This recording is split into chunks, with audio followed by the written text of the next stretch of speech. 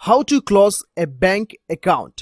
नमस्कार दोस्तों, स्वागत करता हूं आप सभी को टेकीराज यूट्यूब चैनल पर। दोस्तों आज के इस वीडियो में मैं आपको बताऊंगा कि कैसे आप विजया बैंक या फिर किसी भी बैंक अकाउंट को कैसे क्लोज कर सकते हो। तो दोस्तों जानने के लिए इस वीडियो को शुरू से लेकर अंत तक जरूर देखिएगा। और यदि आपने मेरा चैनल को अभी तक सब्सक्राइब नहीं किया है तो चैनल को सब्सक्राइब करके उस बेल आइकन को जरूर दबाना ताकि मेरा हर अपडेट आप तक पहुंच सके। तो दोस्तों चलिए बिना देर के हुए शुरू करते हैं। हेलो दोस्तों, यदि आप अपना खुद का वेबसाइट बनवाना चाहते हैं तो हम प्रोवाइड करते हैं web developing designing services.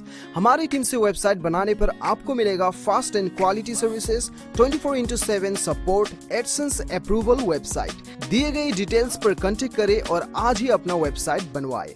Thank you. तो दोस्तों सबसे पहले तो आपको क्या करना है दोस्तों, देखिए आप गूगल में सारा कुछ सर्च कर लीजिए या फिर यूट्यूब में सर्च कर लीजिए।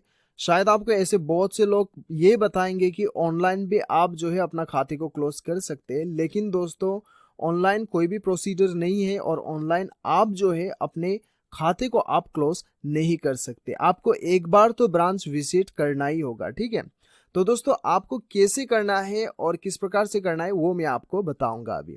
तो दोस्तों सबसे पहले तो आपको एक लेटर लिखना है, ठीक है। मैं आपको बताऊंगा कि कैसे आपको लेटर लिखना है। और दूसरा आपको जरूरत पड़ेगा आपका एक आईडी प्रूफ का जरूरत पड़ेगा, ठीक है। तो दोस्तों आपको ये वाला लेटर लिखना है, ठीक है। तो लेटर बहुत ही सिंपल है। यहाँ पे आपको क्या करना है, टू द मैनेजर और ब्रांच का नाम लिखना है यहाँ पे, ठीक है। टू द मैनेजर और ब्रांच का नाम लिखना है और यहाँ पे ब्रांच का एड्रेस लिखना है, ठीक है। उसके बाद सब्जेक्ट में आपको क्लोज बैंक अकाउंट लिखना है।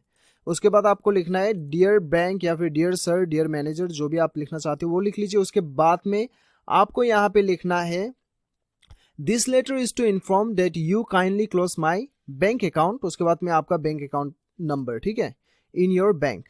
उसके बाद में I am not operating this account from a long period of time, now I decided to discontinue this account.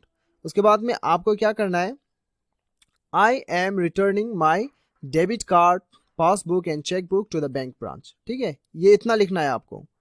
और दोस्तों यदि आपके खाते पे पैसे पड़ा हुआ है और वो पैसे जो है आपने नहीं निकाले और आप डिमांड ड्राफ्ट के जरिए से या फिर आप जो है डायरेक्ट ट्रांसफर अपने दूसरे अकाउंट में करवाना चाहते हैं तो आपको लिखना है I request you to please return my existing balance through demand draft और transfer to my new account, ठीक है। ये आपको लिखना है। यदि आपके अकाउंट में पैसे पड़ा हुआ है और आप जो है डिमांड ड्राफ्ट के जरिए से या फिर ट्रांसफर अपने दूसरे अकाउंट में करवाना चाहते हैं तो आपको ये लिखना होगा।